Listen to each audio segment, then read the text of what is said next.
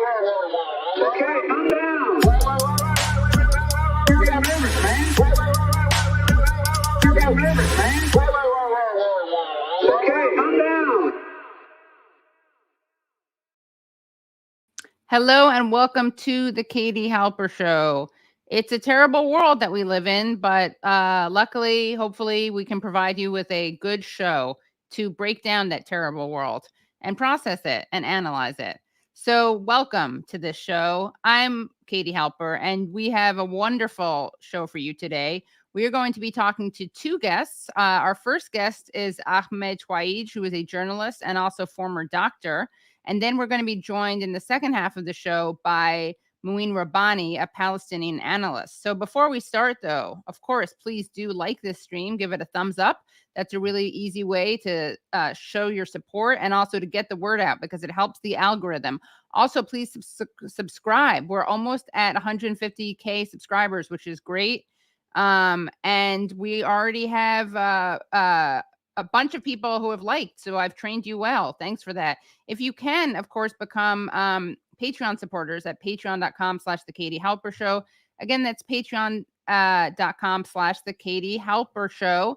And you get to support the show. If you pay $1 a month, you just really get to make the show happen. We couldn't do the show without the support of viewers like you, as corny as that sounds. It's absolutely true. If you pay $5 a month, then you get paywalled material. We've been doing less paywalling because this is such an urgent topic and a question of life and death. But we do some Patreon-only segments, sometimes because we have to, because we will get removed from YouTube. So last week's show, we have some great Patreon-only discussion with Susan Abu Halwa about Hamas. We'll also have some Patreon coming through the pike where I have a debate with a rabbi, an anti-Zionist rabbi, Rabbi Yaakov Shapiro. And there'll probably be some Patreon-only stuff tonight. And I appreciate all the Patreons and the fact that you've been patient with the content because, again, we want to make sure that everyone gets this information because this is a time of a lot of propaganda, and that means war. When you're talking about war propaganda, that means life and death. So I'm going to bring on our first guest. Let me just introduce you to him. Ahmed Twaij is an independent freelance journalist. His work has been published in numerous outlets, including The Independent, The Guardian, New York Times, Vice, BBC, and many more. His work has taken him across the US, UK, Europe, and the Middle East. He also holds a bachelor's degree in medical humanities. After working as a doctor in London for a number of years, Ahmed began volunteering abroad, namely helping with the refugee crisis across Europe, where he developed his desire for storytelling.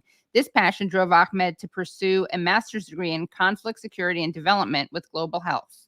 He's also produced and directed a number of videos for which he has been nominated for awards as well as podcasts. His photography has been featured in various exhibitions across the globe. And we're going to be talking about all of this with him. So welcome to the show, Ahmed. Thanks. Thanks for having me, Katie. Of course. Thank you for joining all the way from London.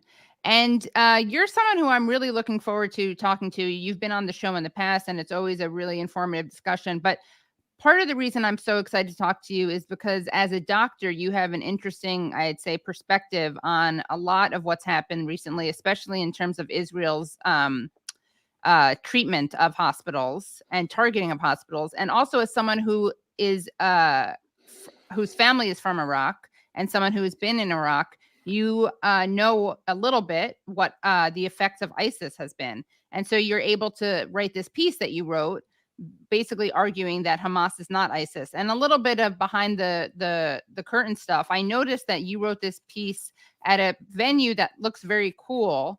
It's a place called the Markaz Review, but it described itself as a literature and arts publication. I noticed that you wrote this piece there, not at like NBC or at Al Jazeera, where you often write. So before we get into the piece, which is Gaza versus Mosul from a medical and humanitarian standpoint, can you tell us how you shop the piece around?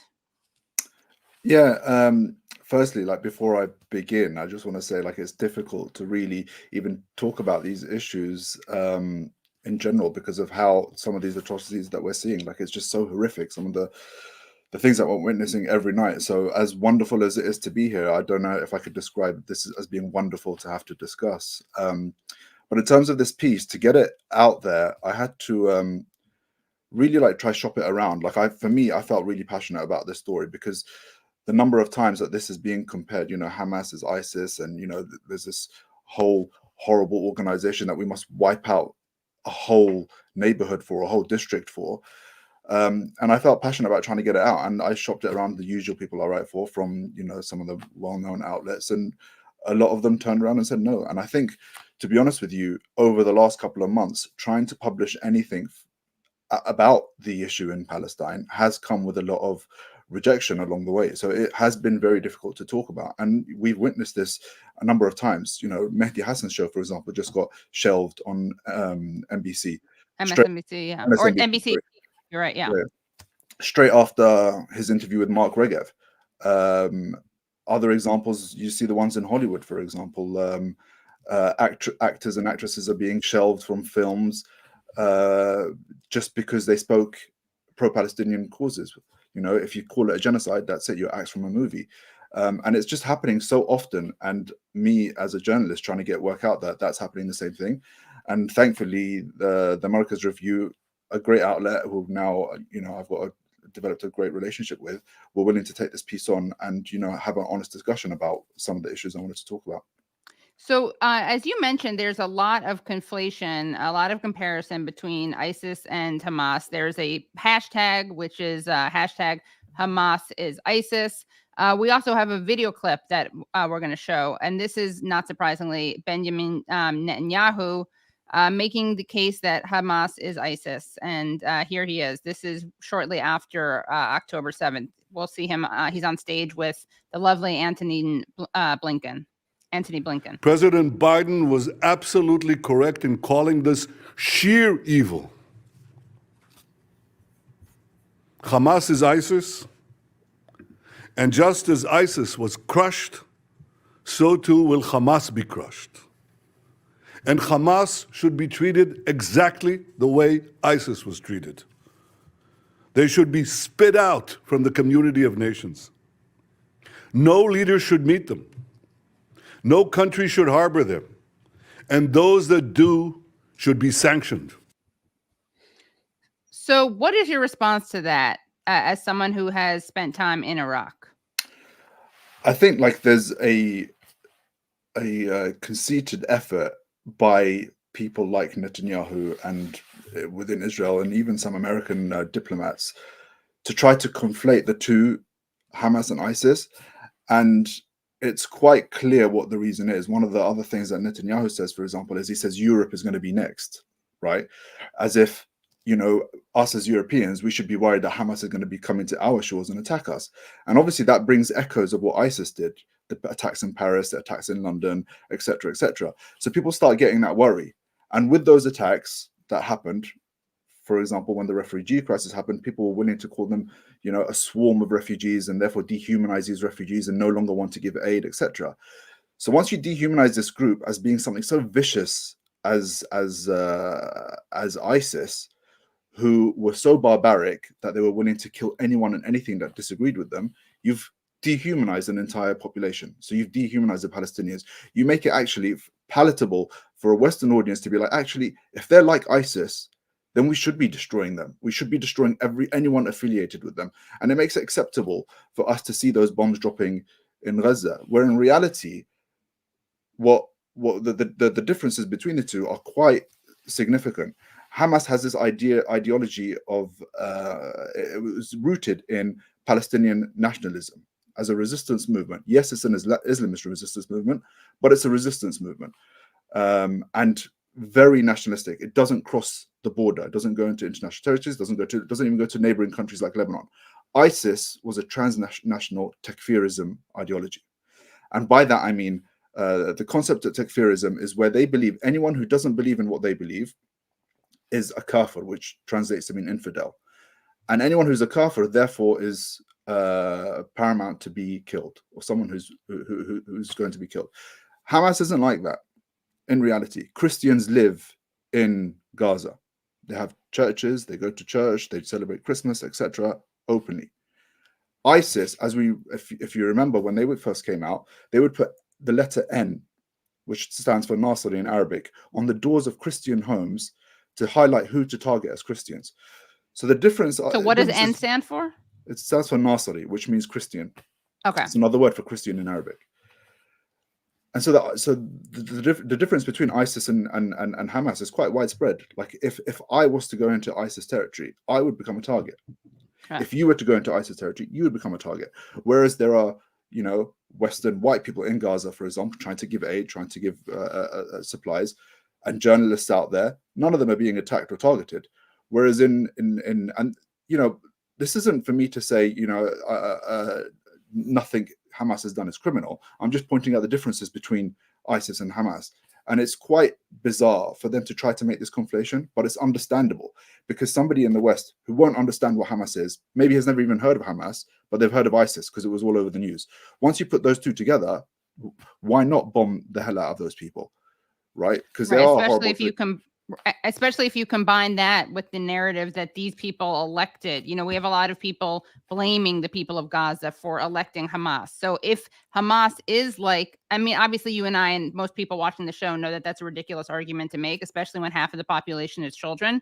But by their logic, if Hamas is this unadulterated evil, as Joe Biden said, or if it's like ISIS, as Netanyahu is saying, then as you've been saying, Ahmed, it's a lot more palatable to kill civilians because these are civilians who voted in, according to this narrative, who voted in evil. I mean, that whole argument is just ludicrous because you could turn it around and say, Israelis voted in Netanyahu, therefore any crime that Netanyahu does, every Israeli is to be held to account. Right. It's a ridiculous argument. I'm just saying it is used, that we've seen this used. Yeah. Yeah. And if anything, makes it a dangerous combination. Yeah. To be honest, it's quite Islamophobic. Like I find it fascinating that there was this article, and I mentioned it to you earlier, by Howard Jacobson in The Guardian, in The Observer, which is the bigger version of The Guardian on Sundays, where he tried to say anybody who calls what Israelis are doing as genocide or anything like that is purely anti-Semitic because they're comparing them to Nazis. And actually, what I'm saying is what Israelis have done is the complete opposite. They've compared everything that any Arab does to ISIS, and that's not the reality. So just like he's suggesting it's anti-Semitic, this is purely Islamophobic, and it's quite I can go through that whole article as to why it's such a terrible article. But it reminds me of also the way that it was so easy for America to link Saddam Hussein and Osama bin Laden, also because of ignorance about the Muslim world and the Arab world, right? Because if anyone knew anything about bin Laden and Hussein, they'd know that these were people who are actually at odds ideologically. One is fundamentalist and one is secular. There are lots of differences. That's just one difference. Yeah, there's actually a fascinating book called Debriefing the President by something Nixon. I forget his first name right now, but he was the CIA agent who debriefed Saddam. So he spent 6 months with Saddam before Saddam was put to trial. And he said what Saddam's sentiment was, he couldn't understand why he wasn't seen by the Americans as the #1 ally against terrorists and Islamists, because he himself was an anti-Islamist. Right. So he couldn't understand that relation. So yeah, it does have those echoes. I remember Donald Rumsfeld wrote within 2 hours of 9/11 happening, he wrote on a note of paper, and that note exists. You can see it, copies of it. He wrote, "Find a way to link this to Saddam." And if you're telling me that Netanyahu hadn't waited for something like this to happen for him to completely wipe out Israel, it's ludicrous. There have been plans that have been declassified where we can see multiple times Netanyahu and his party were planning on some sort of destruction in Gaza. And actually, there's this phrase in Hebrew. I don't know the Hebrew phrase, but the translation it's called mowing the lawn. Yeah. And other phrases they call it the Dahiya doctrine, where they did the same thing in Lebanon, where they completely destroy a city every now and then to make the people hate their government or the people that are occupying them, and just to keep them under wraps. And actually what's happened is the more we see this death and destruction, it's the more Israel is losing, the more people are growing hate towards Israel as a nation. And I'm not talking about just Gaza itself. This is like a global thing, right? People are turning around and seeing what's happening in Gaza and feeling that innocent kids just shouldn't be dying. Those like faces of babies, things like that, just should not be happening. Right. So tell us more about what you experienced as someone working you were working as a medic then, or as a doctor? Or is it, I'm not even sure on that distinction. Yeah, I'm not sure. The medic is a doctor, yeah. Oh, it is? Okay. Yeah. So tell us about, okay, tell us about working as a doctor and how the treatment, and obviously you're not a defender of, what I thought was interesting about your piece is that you're not a defender of the war on Iraq, but even so, you were able to see the difference between the inhumanity demonstrated by the Israelis vis-a-vis Gaza and the American troops with Iraq. So can you talk about that and the impact on the medical field, especially? So obviously, like I completely oppose the Iraq War. I have complete issues. I think George Bush should stand for George and Tony Blair should stand for trial as war criminals. I'm sad Donald Rumsfeld passed away and never saw the face of justice in this life, etc. And I kind of came into the fray in Iraq during the war on ISIS. So my experience is post that, and yes, I still have issues with how the Americans conducted that war. Innocent people died that shouldn't have died. Some of the airstrikes were quite impactful. But at the same time, people who were killed in those airstrikes have the right from the UN, from the Iraqi government, and from the Americans to apply for compensation. Families of people who were killed. So, So what the things that I experienced is, number one, we could provide aid, right? Any aid that was required was given to us. So if you wanted to request, certain medications, etc., they were able to be delivered towards where you are. And some of that was donated by, I remember Kuwait donated a lot of that aid. UAE donated a lot of that aid, etc. Whereas in Gaza, none of that aid is allowed in. It's being locked out. Only recently did they start allowing aid in through Rafah, through Egypt, but that's only 10% of what Gaza used to receive before. And imagine the amount of aid that they're needing now, is exponentially more than what they needed back then. So that number, that 10%, is just such a minimal amount, where doctors are saying they're having to do operations without anesthesia. There's this one doctor who performed an operation, an amputation on his own son without anesthesia, and his son then passed away. And there's video of him. He couldn't even mourn in peace. Privately. There was a video of him in tears, breaking down after his son passed away. Like these thoughts are just harrowing, especially as a doctor. Like a doctor, like in the UK, I would never take a knife to a patient unless I've given some sort of pain relief for that patient. Whereas in Gaza, they are doing that on a daily basis. There's this phrase, there's this acronym, like, how doctors use acronyms all the time, right? So BIBA, for example, means brought in by ambulance. Or if you're like a fan of Friends, when they say your love life's DOA, DOA stands for dead on arrival. Right. Well, I'm laughing at the Friends song, obviously. Yeah. There's a unique acronym that's unique to Gaza only, and it's WC NSF. Right. Wounded child, no surviving family, right? No surviving family. Imagine that's what's being created. And Ghassan Abu Sitta says this like phenomenal phrase that like he posted on his social media. He's the plastic surgeon that was in the British plastic surgeon that was in Gaza for a couple of months. And he says this thing that I think about almost every night, where he says, the loneliest place in the world is being by the bedside of a child that's lost all their family members. And that's just such a harrowing thing to think about. But yeah, going back to some of the comparisons that I experienced in Iraq, there was a humanitarian corridor that was created. Okay, so Mosul was surrounded by 3 different areas. They let a pocket out for some of the ISIS fighters to leave, to go to the smaller cities. And they had a whole humanitarian corridor, which was protected by the Iraqi army and US Air Force, where these IDPs could leave Mosul so that the soldiers could go in and liberate Mosul from ISIS occupation. And I remember seeing the faces, and we've got that article that I wrote for The Guardian, of these people who were just so happy that they were able to now live in freedom. That something simple like shaving their beard became this like celebration, and they had this place where they could go and feel that it's a place of safety. But there is no humanitarian corridors in Gaza. Israel has claimed that they've created them, but there are reports that they have been hit by airstrikes during these corridors. Or there's that famous attack of the Jabalia refugee camp, where at least, and this is conservative estimates, 50 people died in one airstrike. And we've got those pictures. I don't know if we can compare. Yeah. Which ones do you want to look at right now? So this is the ones I want to look at is the two. There's the IDP camp in Iraq, where kids were there and they were happy. I remember seeing smiling faces. It's not that they're happy of the situation. It's that they're happy that they finally left ISIS to a place of safety. And you can see it's the blue tents with the. Yeah. Is this it? Yeah. Okay. So tell us about this. So this is on the outskirts of Mosul, and this is the humanitarian corridor took you out of Mosul into this camp, and this is where I was able to practice medicine in some clinics there.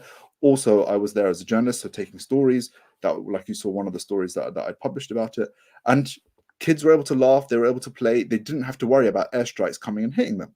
Okay, the US was under. It was the US plus the coalition were under strict authority to not attack these places. And that's what humanitarian law is. A refugee camp or an IDP camp should never be a target. And that is part of humanitarian law. And unfortunately, when you look at Gaza and you compare to the Jabalia refugee camp, which was supposed to be a place of safety, in one airstrike, at least 50 people died. And I think that's a conservative estimate. And, they didn't even try to deny that they did this attack. Right. Their claim was a Hamas commander was present at that place. Prove it then. If a Hamas commander was there, prove it then. You can't keep claiming this. And I remember since I was a kid, this Palestine issue has been like on our memories since childhood. And Mark Regev, I remember in 2014. Sorry, you're banging your pen, which will be bad for the podcast. Sorry, I know you're passionate. I banged the pen myself. Sorry, sorry, I didn't mean to cut you off. Sorry, I'm doing the Jon Stewart thing when he. Yeah. Right. Mark Regev in 2014, I still remember this because it's just recurring like over and over again, year by year. In 2014, he was asked about the bombing Regev is a Netanyahu advisor, right? Who used to be a ambassador, Israeli ambassador in the UK, and then a spokesperson at another point as well. So he's Australian. He in 2014, there was an airstrike that attacked a UN school, killing children.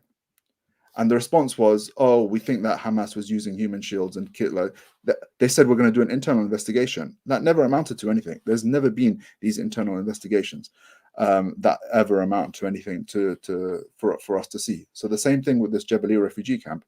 Yes, you've claimed that there is a Hamas fighter there. Prove it then. The same thing. Sorry. No, and even if you can prove it, that's not okay. You don't get to kill 50 civilians because there's one person there. Yeah, exactly. And that's what I guess what the difference was with in Iraq. The airstrikes were used as a last resort. Okay, so they used to go house to house, and can you put that picture up of the one that I took with the Iraqi army, where you can see the Iraqi soldiers? They are going house to house, clearing. This is one I took in Nainawa. I can't remember which part of Mosul this is in, and they're going house to house, clearing each building of any potential ISIS combatants. Not of non-combatants, or of ISIS, so that they're going there to liberate each building. Right. So as they go, they liberate neighborhood by neighborhood. Okay, got it. Okay, so if you're claiming that you're there, that your war isn't against Palestinians and it's against only Hamas fighters, why are you carpet bombing a whole strip and destroying everything? The airstrikes in Iraq had to come in from Iraqi commanders on the ground saying, this is what we want you to strike. This area, this building, because we're stuck. And I remember there are times where the soldiers couldn't, they were surrounded by people. They would just have to put in a radio call and then the airstrike would come. And it happened a few times. Yes, ISIS did use a hospital as a command center in Iraq, in Mosul. They did use a church as a command center. In fact, in one church, because you know how churches are quite long in their design, they used, because of its length, they used it as a driving range, a target range Oh, right. for training. And we've got a picture of that church. Yeah. And So what's that's ironic disgusting that they would is use that that for target practice. Ugh. they used that for target practice. They didn't burn it until they were retreating. So their last thing was to try to set it alight and then retreat. The Pope actually visited that when he visited Iraq last year. Anyway, my point is that when you compare, yeah, how would they deal with that? So if ISIS is in the church or ISIS is in the hospital, what would they do? they would go in by, so the church was liberated by ground. As you can see, there is no airstrike. The structure is still standing. Yeah, it's standing. Compare that to Gaza, where there's a 12th century church there that was attacked in an airstrike, where it was being used as a place of refuge, killing both Christians and Muslims who were there to try to seek protection. And it's this when you sit there comparing these two organizations together, really what I'm thinking in my head is the comparison is that Israel is more comparable to ISIS in this situation. They've forced Gaza's Christian population to be at risk. Just like ISIS caused Mosul's Christian population to be at risk, it's been Israel this time, not Hamas. So that comparison is quite an obscure comparison for me to even understand.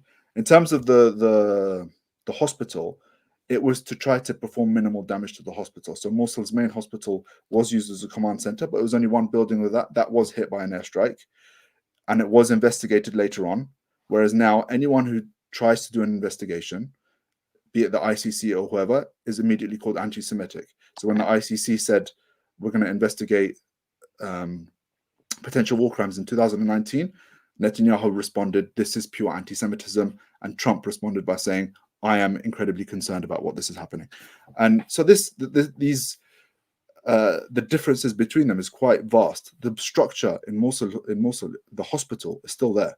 That hospital that was hit by an airstrike is still there and is still functioning, and there are beds there and patients there. Now you contrast that with Gaza, and it's just sickening to think that the whole of North Gaza has no functioning hospitals anymore, and the south, the same thing is happening. And one phrase that I came across described by Ghassan Abu Sitta is he described it as a self-sustaining catastrophe. Because now imagine you've killed everybody, in airstrikes, but imagine you have a heart attack now, or a stroke, or whatever it is, and you need emergency care for it. It's actually impossible to receive that anymore. So even if you're not being killed by airstrikes, even normal conditions which normally would be could be treated, you're being murdered for anyway. So it's this insane, I guess, unjust, despicable form of torture that's being created. And you can claim to be the most moral army in the world and all these words, and you can claim that you're giving warning, but when Gazans are left to this like 20% strip that they can now live in, that's no longer the case. You've done everything that you've claimed to do.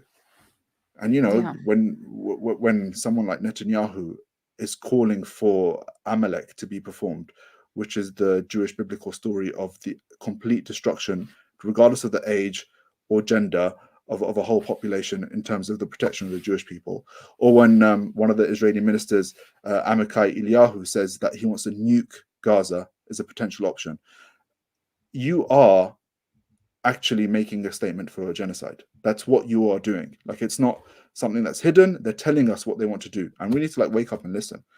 And that's the main differences between ISIS and Hamas and things like that. To date,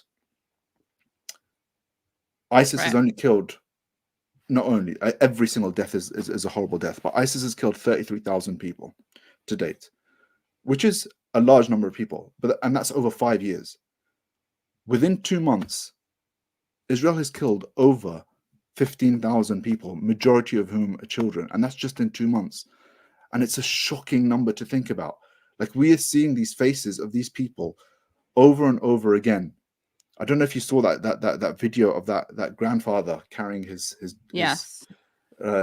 granddaughter Reem, where he says, "This is the soul of my soul." Like, these videos are just going to live with us forever.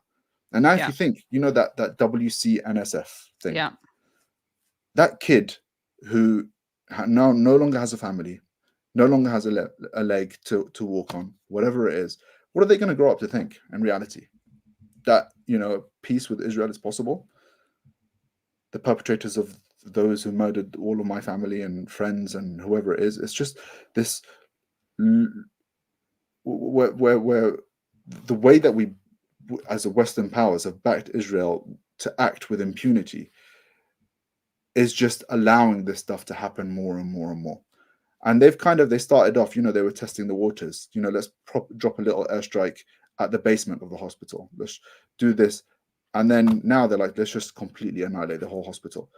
If you can explain to me why bombing a ward that's dedicated to pediatric oncology patients, so pediatric cancer patients, is necessary, then I'm happy to listen. But I don't think there is an explanation. Right. Well, you mentioned Mark Regev a few times, and I actually wanted to show this. Brad, I just texted it to you, but if you don't have it ready, I can show it in my window.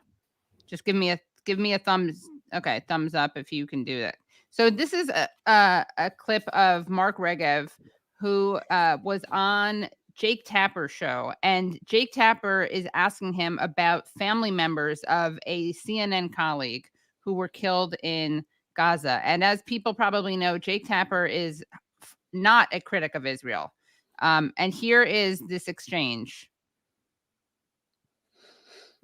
between the two. The IDF really has done everything that is humanly possible to try to safeguard innocent civilians. It's very hard to believe that, especially on a day when one of our producers lost 9 members of his family who were not members of Hamas, not members of the Palestinian Islamic Jihad, not members of any group, just 9 people just trying to live their lives.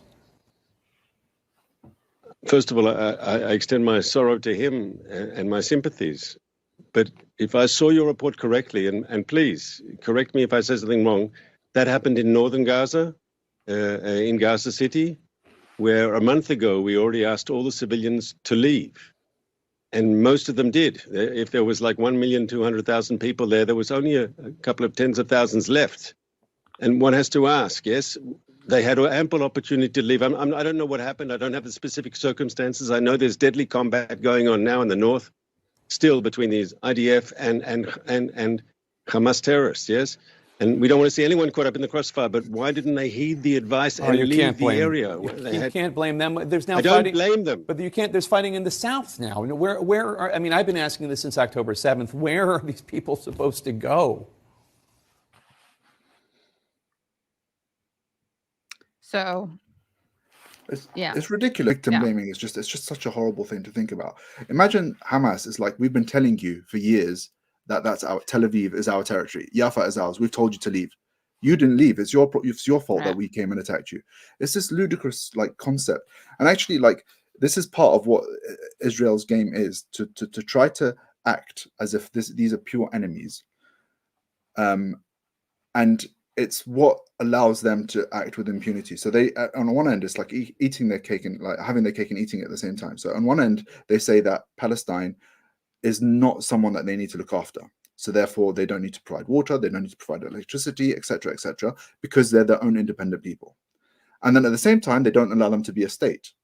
So then when they say Palestine tries to take them to the ICC, the International Criminal Court, they're like, oh, but you're not a state. So it's like trying to have their cake and eat it at the same time. And that's what puts this predicament in for Palestinians to turn around and say they didn't leave. Or Mark Regev, in another interview with Mehdi Hassan, after that interview, which he lost his job, he claimed that did those babies even die? And there's this whole thing about Pallywood that's been going around. Which is what Palestine Hollywood. Palestinian Hollywood, yeah, that the Israelis have been trying to pull out. I don't know if you saw Ophir Gendelman, who's one of the Israeli ministers, put a tweet out saying, look at this as evidence of Palestinian Hollywood. And it's actually behind the scenes of an award-winning Lebanese short film. Right.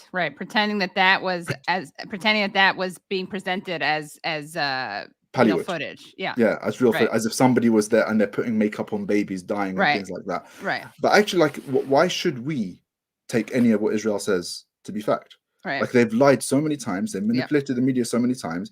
There's that nurse that claimed to be a Palestinian nurse, for example, who's an Israeli actress.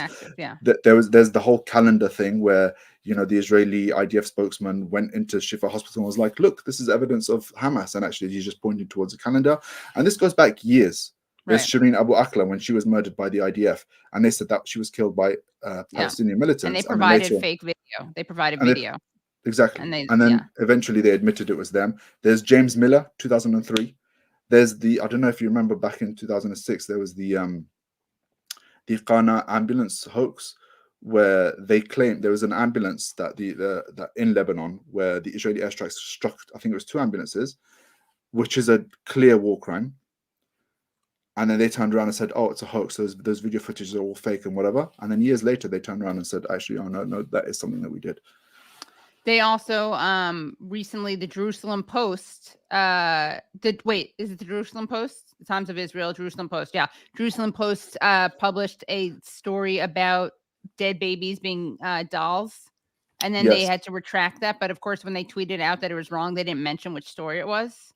Yes. And the damage, of course, had already been done. Brad, can you join? To clarify, it's not just this was the deputy mayor of Jerusalem said it as well. Wow. Okay. So not just the Jerusalem Post. Right. Brad, you wanted to make a point. Yeah, sorry. I had just pulled up, speaking of all of these horrible actions by the Israeli government and them, saying that they were targeting Hamas and they're being as careful as possible, blah, blah, blah. I had just come upon this from, I believe it was 4 days ago.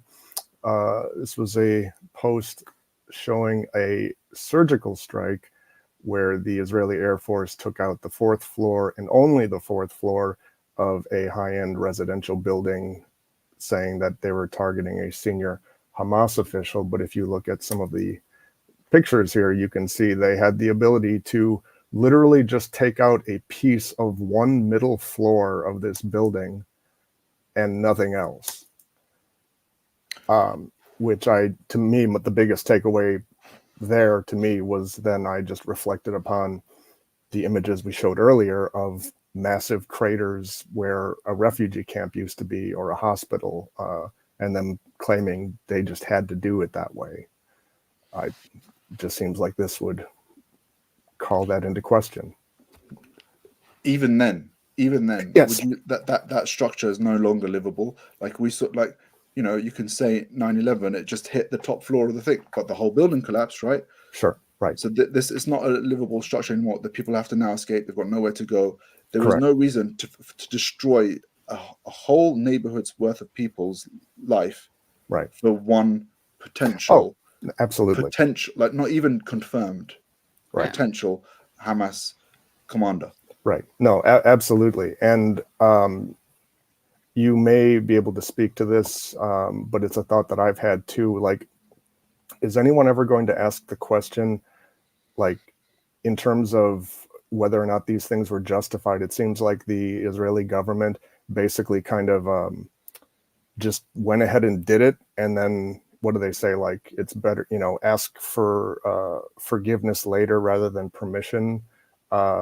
That, like, they did some of the most horrible things many people have ever seen, regarding, for example, like leveling the hospitals full of civilians, and babies dying in the NICU. And then that was all done under the pretense, according to them, of, they had these reasons, but they didn't provide that proof beforehand. And then afterward, like, are we just going to move past the fact that to do something like that, the level required of proof should be so high that they didn't clear that beforehand, which is alarming, but that they haven't cleared it after that either? I want to use an analogy that I've been thinking about quite a lot recently. Now, imagine I'm a surgeon and a patient comes into the hospital and I'm like, I've got some doubt that you may have cancer somewhere in your stomach. And I take you to theater with no evidence. I've done no scans, no imaging. And I take you to theater and I open up your abdomen and I take out everything inside. You end up dying on the table. Right. Okay. If that just happens once, you're probably going to be struck off the medical register, never allowed to practice again. Yeah. But to do it again and again and again and again, and it's like, oh, we bombed this hospital, we bombed El Auda hospital because there's a Hamas fighter. Oh, actually, there isn't one. We bombed the Shifa hospital. Oh, there isn't one. We bombed the Indonesia hospital. Yeah. Oh, now, there isn't one. Now it's in the do it next again hospital. and again. Yeah. Now it's no longer that somebody is doing a cancer treatment. You're now actually performing mass genocide. That's right. that is what the big difference is. Right. So you have to be held to account at some point. Yeah. But the issue is, and this is something that I wrote about on the weekend, that if someone like Henry Kissinger can go away with killing 3 to 4 million people in 6 years, 7 years in office, do I ever think that Israel is ever going to be held to account? Right. That's why, like you said, ask for forgiveness after you've done the attack. That's what they're playing at. It's really hard to me to not. I agree with everything that you're saying, and I feel like, yeah, just going by reality, that is the case. But when I start thinking about that stuff, boy, do I find it hard to not succumb to just cynicism and nihilism. Like, what's, yeah, I don't know if you have any advice on. I mean, if I'm honest with you, like I believe in God. I believe in an afterlife, right? And I think that's the only thing that's giving us any semblance of any kind of patience is to believe that there is some sort of justice in the afterlife. And I feel like with this happening, if I didn't believe in a God, this would make me believe in a God out of almost necessity. Yeah. Because I think otherwise it's pure nihilism. Yeah. I'm agnostic, but I'll try. I do wish I believed in something, but I mean, because it just made me think of that, because I thought the other day I was having was, I mean, as I said to you earlier, Ahmed, I think that it's reflecting on my privilege that I'm saying it now, because there's many instances that would have merited me saying this where there wasn't the attention on it in the past. But I was just thinking, if there's no accountability, like real accountability for this, well, of course there won't be. There never has been. But then what reason would anyone in the world have to take seriously international law? They don't. That's the thing. Don't. Yeah. We don't. If you look at the ICC, you can bring up the website and look at the indictments. Okay, there's a list of everyone who's been indicted. Every single person on that list is African. Yeah. Bar a couple of Russians dotted in between.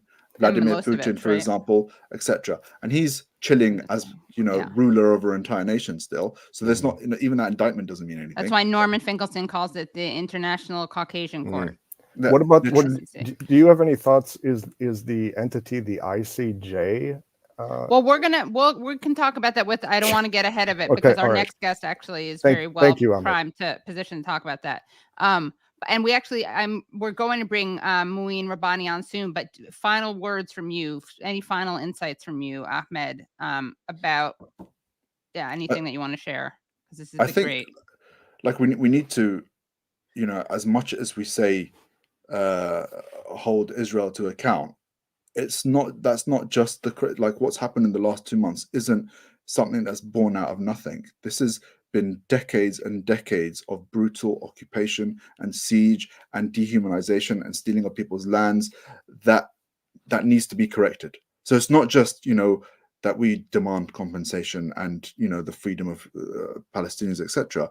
It's to have all of those things that they've done over the last decades reversed, because if that doesn't happen, then we're going to see this conflict just keep spiraling over and over again. And unfortunately, as Westerners, like a lot of people have opted to side with some of the crimes that Israel has been doing because they've believed in that dehumanization that we've been fed. The stories like 40 beheaded babies when there was no evidence for that, and then this happened and that happened. And Biden said it twice. He didn't say it just once. He said it twice. After walking it back the first time, he had to walk it back, but he's so comfortable lying, and the media is such a joke that he felt comfortable saying it again after he had to walk it back. And it's there. It's headline. Those headlines aren't retracted. The damage has been done, right. and it makes it acceptable for people to be like, yeah, you know what? Screw those Palestinians.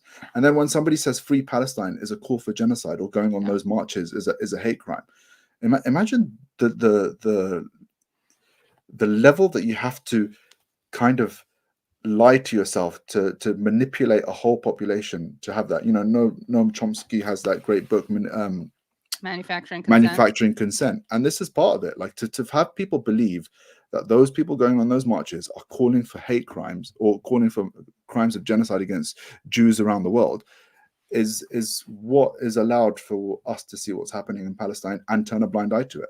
That's one of the things that breaks my heart. You go around, for me currently, I'm in London, walk the streets of London and see how people are living as if nothing is happening, and you just have to go on the internet overnight to see that there are people who are just struggling to even breathe. George Floyd was, one man's death created a whole wave of movements for us to open our eyes. We're now watching a whole genocide being live streamed, and we're not able to achieve anything. I remember, like, I used to have this real faith in storytelling, and it's part of the reason why I got into journalism, is that a single image can change the world. And if you remember, like, the Napalm Girl image photograph, that was one of the images that led to the end of the Vietnam War because it changed public perception about it. There was the Kevin Carter picture in the famine in Somalia, where there's a vulture and a little baby girl. That changed everyone's opinion about the famine, and they wanted to people started to donate, and World Aid and Gift Aid and all that stuff started happening. There's the picture of Ayaan Kursi that changed everyone's opinion about refugees. The dead baby, the dead boy on the shores of Greece, and that changed everyone's views on refugees. But now we're seeing image after image that keeps breaking our hearts. And the only question that I can ever think about is how many times can our hearts break? And unfortunately, the next day it's something worse, and we still ignore it, and nothing happens to it. And I don't know, we're stuck in this world where almost like the victim is the person to blame. Right, like Mark Regev did. Yeah. Well, Ahmed, thank you so much. And please come back on, because you always have so many great pieces. We didn't even get the chance to talk about Kissinger, but we'll do that later on, because we obviously had enough to talk about without Kissinger. Thank you. No, thanks for having me. Of course, yeah. And we will link to your pieces. Thank you so much. And follow Ahmed on Twitter. There's his handle. Okay, thank you guys so much for joining. I mean, for watching, for staying with us, because this show, it was amazing to speak to Ahmed. It always is. And we have our next guest here. So excited to talk to him. Also want to thank everyone for their super chats. Let's see, we got, actually Brad is going to read the super chats. And then we are going to, so Brad, why don't you take me off screen? All righty. And Katie will be right back. Let's see here. We've got Elliot, who just says, Katya. Thank you so much.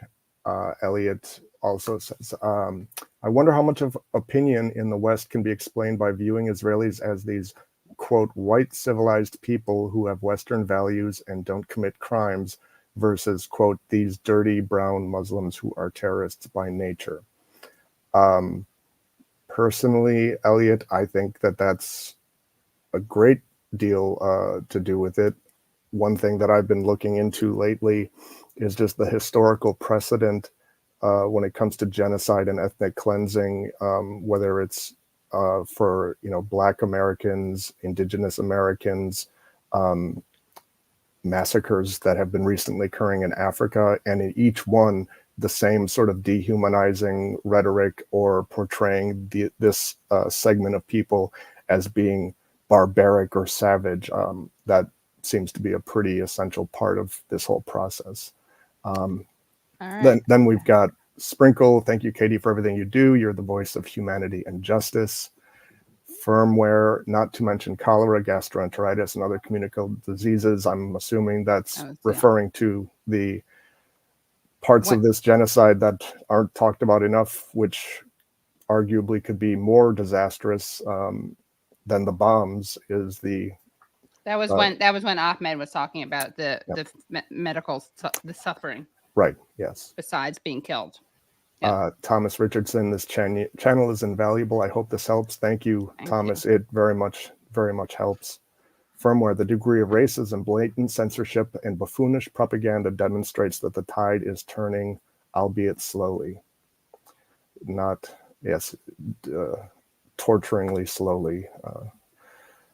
Malamore simply with the £5. Thank you so very much. Elliot, it's not an accident that we're watching this and not able to do anything. Zionista have worked hard to systematically paralyze the media and politicians who matter in the West. What are we doing? Well, what are we doing? I'll tell you what we're doing. We're bringing on our, how's that for seamless All right. transition? We are bringing on our next guest, Mouin Rabbani, a researcher and analyst specializing in the contemporary Middle East. He has previously served as principal political affairs officer with the Office of the UN Special Envoy for Syria, head of Middle East with Crisis Management Initiative, and senior Middle East analyst and special advisor on Israel-Palestine with the International Crisis Group. He's co-editor of Jadalia and contributing editor of Middle East Report, associate fellow of the European Council on Foreign Relations. He is also a member of the UN mediation roster. Rabbani has published, presented, and commented widely on Middle East issues, including for most major global media. So welcome, Mouin Rabbani. Thank you. It's good to be with you. I wanted to ask you, there's so much happening right now, and you keep a very good kind of what we used to call blog at Jadalia at the website, which is, of course, an entity that Noura Erakat, who's been on the show a bunch, is also affiliated with. What is the latest that's happening that you want to talk about before I ask you particular questions? Anything that's on your mind, anything that you just discovered today, that was just revealed today that you want to talk about?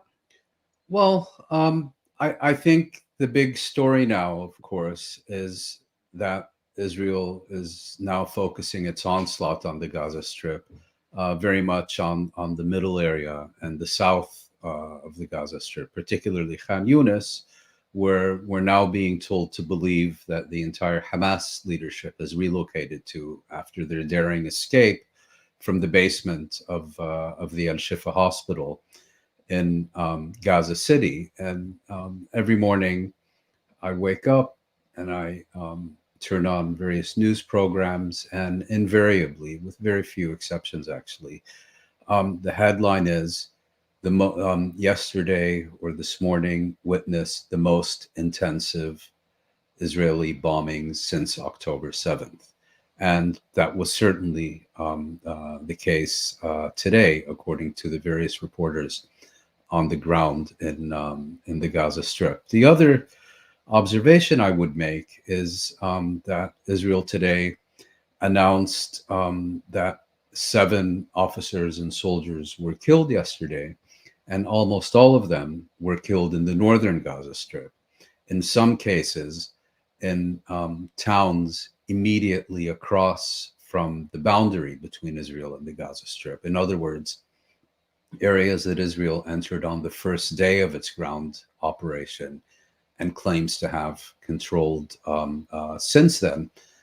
It's still intensively bombing those areas as well. So on the one hand, that means that Israel is not really progressing very successfully. And it also means that Israel appears determined to continue until it either achieves something of significance or until a halt is called to its onslaught. And the point I've been making is that the decision to end this mass murder and mass destruction, this process that has turned the Gaza Strip into a killing field, is not an Israeli decision ultimately. It's an American decision, because one thing this crisis has revealed from the outset, and it's something that you hear continually repeated, particularly by Israeli journalists and analysts, is that Israel is essentially dependent on the United States. And we've seen how dependent it is militarily for its supply for the bombs that are killing all these people. It's dependent on the US politically for the support it gets from the US Congress and so on. And it's also dependent on the US diplomatically for using its veto power in the UN Security Council, for throwing its weight around and bullying other countries, whether friend or foe, to try to fall into line and not obstruct Israel's continual campaign against the Palestinians of the Gaza Strip. So you have said, I thought you had an interesting way of describing various players in this game. You said that Blinken, let me just see what I want to quote you here. Sorry. Okay, you wrote, with respect to the impact of this crisis on U.S. interests in the region and beyond, and particularly the question of regional escalation, Biden doesn't care, Blinken doesn't know, and Burns and Austin are shitting bricks. Mm-hmm. So tell us a little bit more about the different positions in which these players find themselves. Well, you know, U.S. journalists and analysts always like to look at the leadership of other countries in terms of different and rival factions and their rising and falling influence. I think that's a perfectly legitimate way to look at elites, but it's also perfectly legitimate to use that same frame of analysis for the governing elite in the United States. And my sense, again, I'm not a Washington insider and so on, but looking at their public statements and their policy positions, and in Blinken's case, trying to determine what, if anything, is between his ears, I've come to the conclusion that there are really three positions. One pole is represented by Biden, who may well recognize the threats that this crisis in the Middle East poses to U.S. influence, to U.S. interests, not only in the Middle East, but also globally. But he essentially doesn't care. He either thinks that supporting Israel is more important than any of these costs that may be imposed on the U.S., or perhaps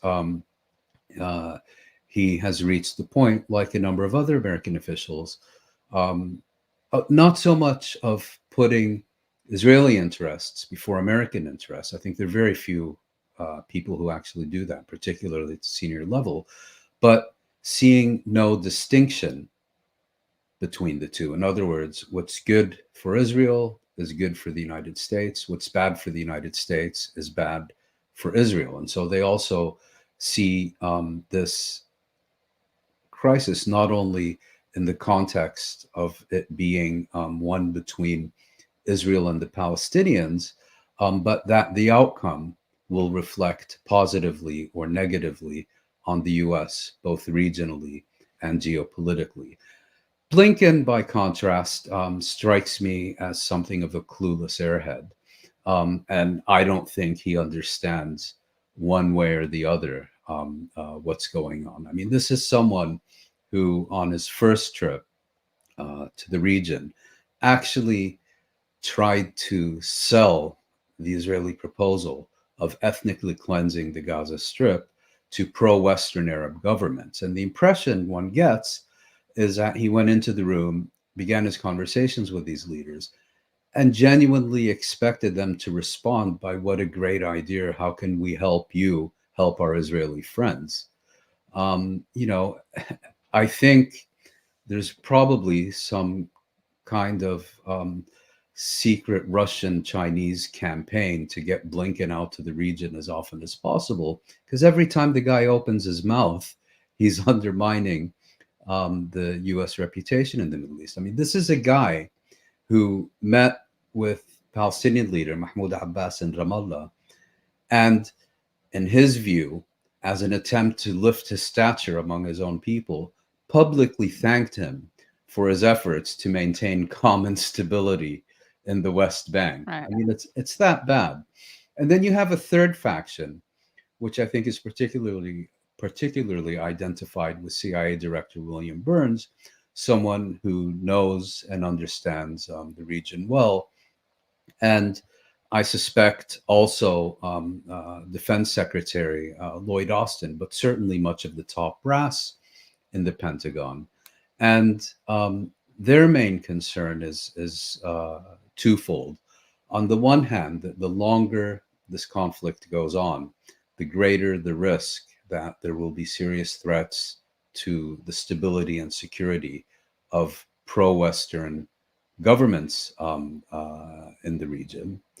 And secondly, that the longer this goes on, the greater the level of regional escalation. I mean, we already are seeing what's happening off the coast of Yemen, on the Israeli-Lebanese border, and so on. And the risks of a regional conflagration, far in excess of what we've already seen, is very real.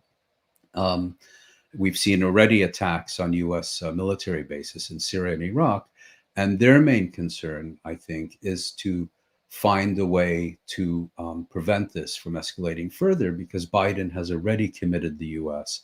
to getting directly involved if there's a war between Israel and Lebanon. Not the greatest thing to do when you're in an election year and already sagging in the polls. And then you have an extreme, unlikely, but certainly possible scenario of a direct confrontation between the US and Iran, which I think some Israeli leaders see this as an opportunity to involve the US directly to fight their own conflicts. So, you know, you do have these different factions and different priorities and different interests. And the way I see it is when you start hearing, you know, Samantha Power showing up with 36,000 pounds of humanitarian aid in Egypt to send to Gaza, you know, same weight as just 18 2,000-pound bombs that the U.S. has been supplying to Israel. And when you hear all these various officials talking about the need to reduce civilian casualties, I mean, that we can all take with a grain of salt.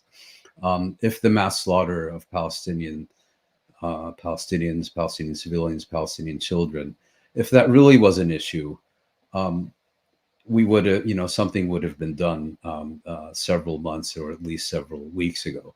I think this is kind of a cosmetic presentation of the real issue, which is to what extent should the United States continue supporting Israel, irrespective of the risks of greater regional escalation, versus to what extent should we start looking for an off-ramp, by which I mean from the perspective of US officials, in order to diminish the risk of further damage.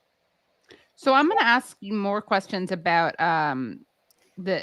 about Hamas, about other international questions about Hezbollah, because I've heard you talk about Hamas and some really, I think, interesting insights and insights into what they did and why they did it.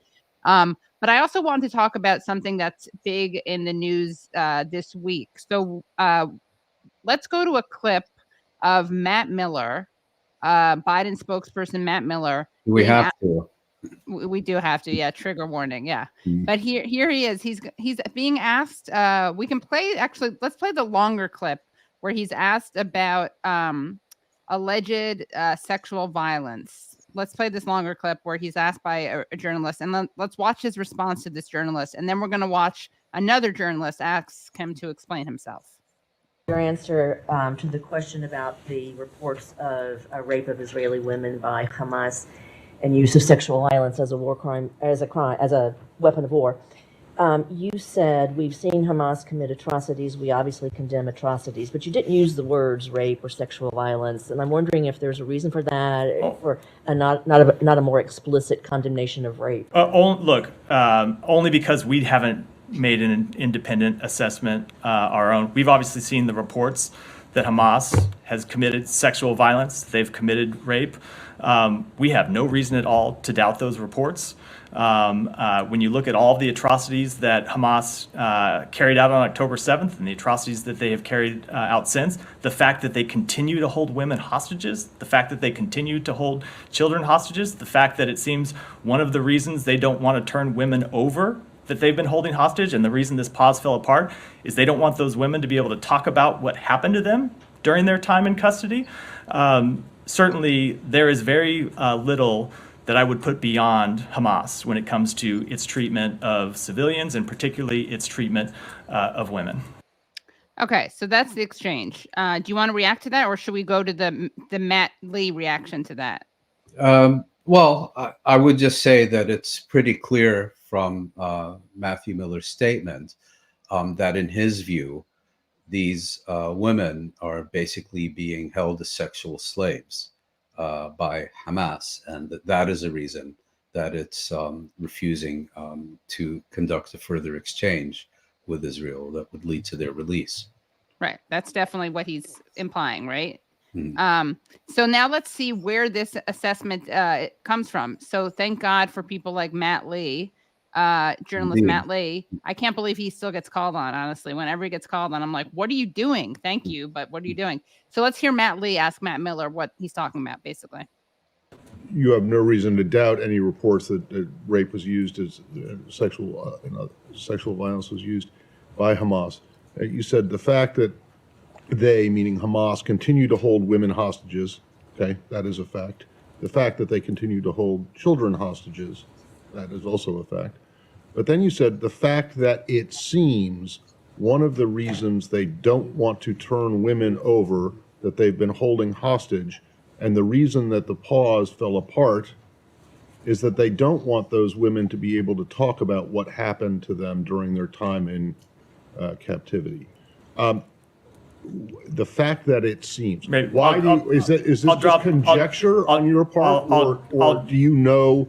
Do you have very good reason to believe, evidence to believe that Hamas is deliberately continuing to hold on to female hostages because they're concerned that they will speak about atrocities that they were subjected to? So I will accept the edit, not fact. Seems is a better way to say it, but let me answer the question.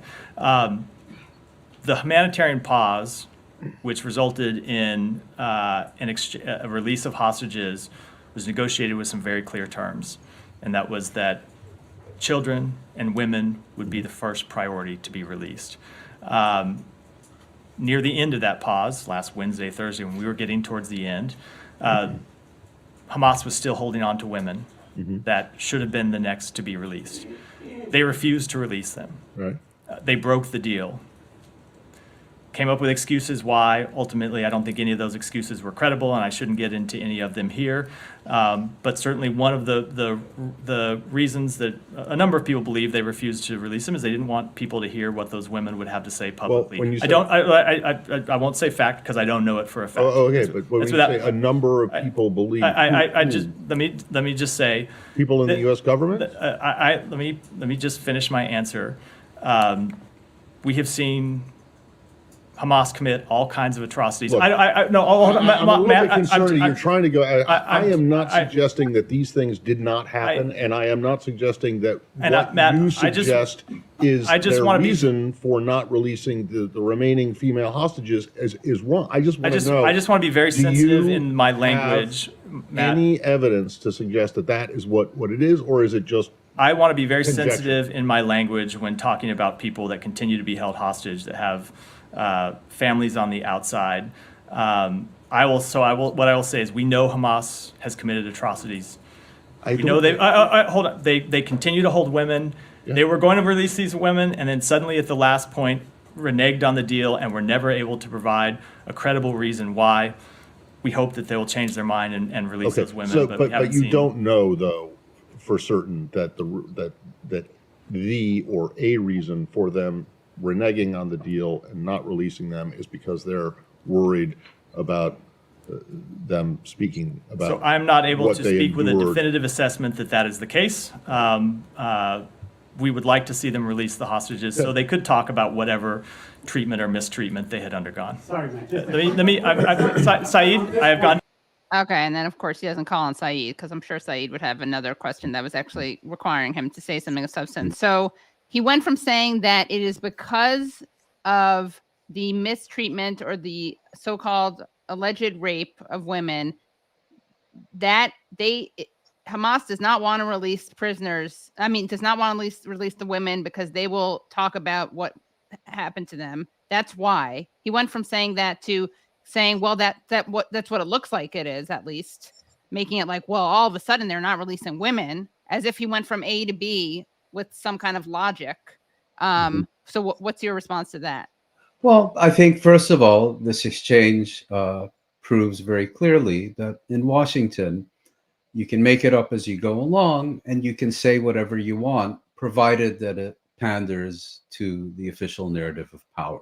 I mean, the only verifiable fact in Matthew Miller's entire story is that he has a wild and rather sick imagination. Other than that, there are no facts. It's purely conjecture.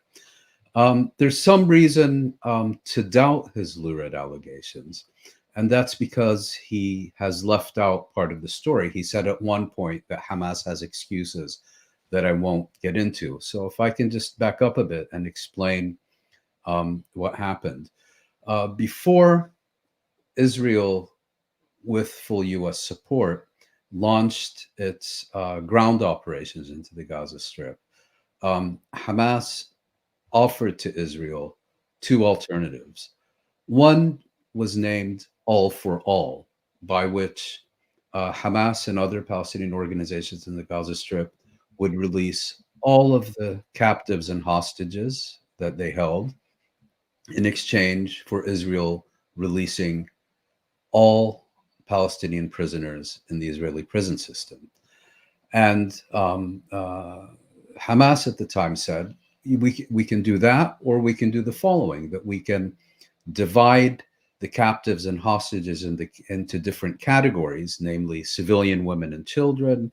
I think the next was men and boys who are either too young or too old to serve in the Israeli military, and serving military personnel. And each category will have a different formula for exchange. The response of the US and Israel was, actually, we're here to eradicate you, not to negotiate with you. And the ground offensive commenced. It failed to retrieve even a single captive from the Gaza Strip. The negotiations conducted between the US and Israel on the one hand, and Hamas on the other hand, through the good offices of Qatar and Egypt, commenced. And they agreed ultimately on a formula whereby Hamas, or the Palestinians, would release women and children, civilian captives, and Israel in exchange would release 3 women and or children for every captive released by the Palestinians from the Israeli prison system. Sorry, it's a bit complex, but I explain. That formula lasted until the last day of the truce. There are a number of reasons that the truce collapsed, but one was that the Americans and the Israelis claim that Hamas refused to release additional women in their custody. The response from Hamas was, we do have additional women in our custody, but they're not civilians. These are not hostages. These are prisoners of war who were captured in uniform from the military and intelligence bases that we overran on October 7th. And as we told you at the outset, we are not going to release military captives under the same arrangement that we agreed for the release of civilians. Now, I'm not in a position to judge who's right and who's wrong, except to say that lists of names were exchanged.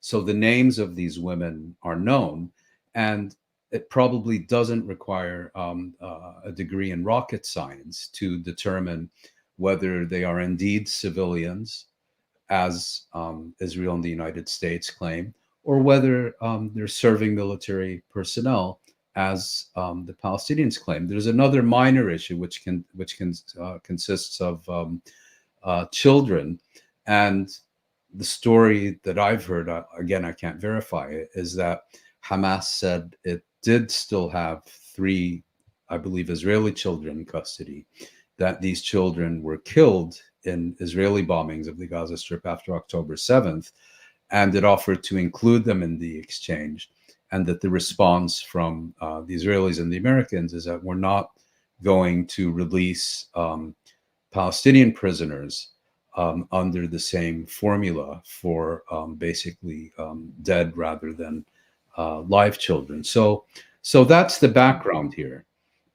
And Matthew Miller could have very easily said, because Hamas and Islamic Jihad have been making this claim in public, Matthew Miller could have very easily said, we have insisted that there are additional civilian women being held captive in the Gaza Strip.